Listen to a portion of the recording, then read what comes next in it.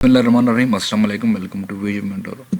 CS 101 Important Lectures for the Final Term की series का ये 5वां लेक्चर है और इस वीडियो में आज हम कवर करेंगे मॉड्यूल नंबर 149, 151 एंड 152।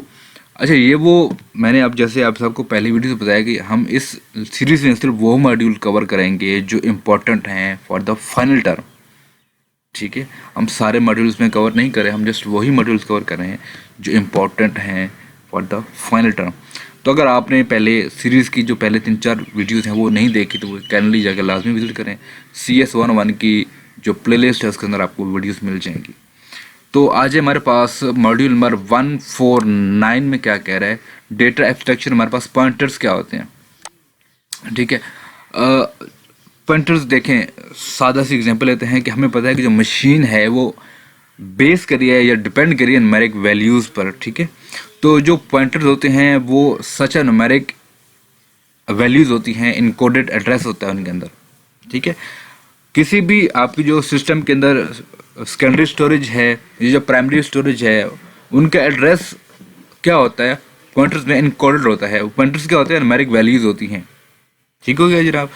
तो ये होते हैं हमारे पास पॉइंटर जो किसी भी आपकी जो सिस्टम में सिस्टम बसेस हैं डेटा मूव करवाने के लिए यूज़ होती हैं या एक्सेस जो मेमोरी के लिए ये यूज़ होते हैं, इनको हम पॉइंटर्स कहते होते हैं, ठीक है। बाकी ये थ्योरी है, इसके अंदर पढ़ने वाली है, आपकी आसान है, इजी है, बाकी इसके अंदर कोई उतनी मुश्किल चीज़ नहीं है जो आपको समझना है, ठीक है।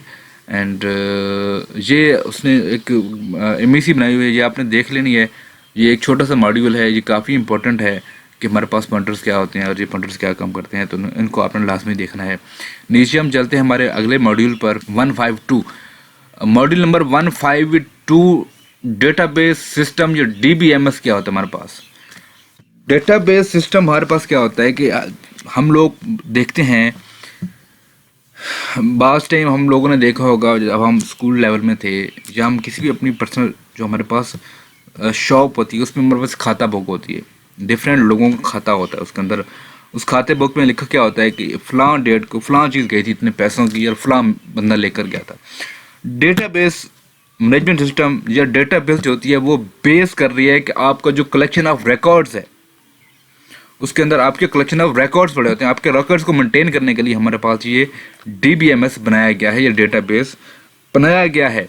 इस डेटाबेस के अंदर आपके कलेक्शन ऑफ रिकॉर्ड्स पड़े होते हैं और वो रिकॉर्ड्स कौन से होते हैं, वो किसी भी कंपनी के एम्प्लॉयज़ का रिकॉर्ड हो सकता है, वो किसी भी इदारे का रिकॉर्ड हो सकता है, ठीक है। लेट्स सपोज अब नादरा है, हमारे पाकिस्तान का सबसे बड़ा ये एक सिस्टम है नादरा। तो नादरा का अपना एक डेटाबेस सिस्टम है, डेटाबेस मैनेजमेंट सिस्टम है जो जितने भी all over the Pakistan citizen हैं उनके रिकॉर्ड को मेंटेन करता है, ठीक है। अब एम ही तो नहीं है कि उन्होंने MS वर्ड में या MS एक्सेल में उन्होंने डेटा को रखा हुआ है, ऐसा तो पॉसिबल नहीं है। उनका अपना एक मैनेजमेंट सिस्टम है, DBMS है, जिसके अंदर जितने भी पाकिस्तानीज हैं, जितने भी सिटीजन रजिस्टर्ड हैं पाकिस्तान के, जिनके पास भी ID कार्ड है नादरा का या नेशनल ID कार्ड है, उन सब का डेटा जो रिकॉर्ड है वो मेंटेन करता है आपका DBMS, ठीक है। अब नादरा को क्या पता है कि कौन सा बंदा है, उसका नादी कार्ड नंबर क्या है, तो उनके अंदर डेटाबेस है उनके पास। उस डेटाबेस में वो जस्ट इनपुट करते हैं और उनको जो क्वेरीज होती हैं वो क्वेरीज इनपुट करने के बाद उनको पता चल जाता है कि फ़लाँ बंदा है, इसका घर ये है, इसका फ़ोन नंबर ये है, ये फ़लाँ रिहायशी है, फ़लाँ सिटी का है, फ़लाँ ज़िले का है, फ़लाँ शहर का है। तो DBMS आपके डेटे को मेंटेन करता है, ठीक है जनाब। बाकी आपने इसको बैठ के थ्योरी को रीड करना है। मेरा जो बेसिक मकसद था आपको इसकी कंसेप्ट देना, ठीक है।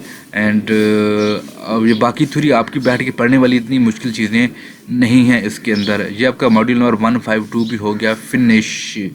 आ जाएंगे मॉड्यूल नंबर 153 पर। मॉड्यूल नंबर 135 में क्या कह रहा है कि रैशनल डेटाबेस मॉडल।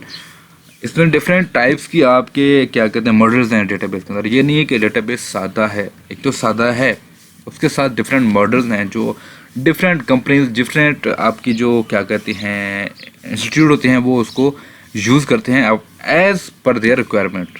जो उनकी रिक्वायरमेंट होती है उनकी बेस पर वो उसको यूज़ कर रहे होते हैं। तो हमारे पास जो ये हमारे पास डिस्कस किया है rational database model. Relational database model क्या होता है कि हमारे पास जो रिलेशनल डेटाबेस मॉडल होता है वो प्रोटाइज कर रहा है being store in regular tables. हमारे पास वो रेक्टेंगुलर टेबल्स की बेस पर हमारे अंदर डेटा स्टोर किया जाता है, उसको हम कहते हैं रिलेशंस। ठीक है जी, कि हर एक जो डेटा है, जो एंटिटी है, वो रिलेट कर रही है दूसरे के साथ। अब हमारे पास हम डेटाबेस की ज़बान में हम रो को कहते हैं टपल। ठीक है, ये इंपॉर्टेंट है, ये आपका एमसीक्यू आता है। रो को हम क्या कहते हैं? टप्पल। ठीक है जी, हम सिंगल रो को टपल कहते होते हैं इन द डीबीएमएस। ठीक है, रो के रिलेशन में अगर कॉलम होता है उसको एट्रीब्यूट कहते हैं, मीन्स रो को टपल कहते हैं, कॉलम को एट्रीब्यूट कहते होते हैं। ये दो चीज़ें हैं, ये आपके शॉर्ट क्वेश्चन में आ सकती हैं। एंड ये इसकी डेफिनेशन है, ये relation database model prioritise being data being store in rectangular tables called relations. ये आपने इसको याद करना है। एंड बाकी इसके अंदर इतनी कोई चीज़ें नहीं है। ठीक है, ये इम्पोर्टेंट है, शॉर्ट क्वेश्चन इसमें आ सकता है। ठीक है, बहुत इंपॉर्टेंट नहीं है। ये 3 मॉड्यूल थे, 149, 152 and 153 for the final term. तो आपने अच्छे से इनको तैयार करना है। मैं होप सो मिलते हैं नेक्स्ट वीडियो में, तब तक अल्लाह हाफिज़।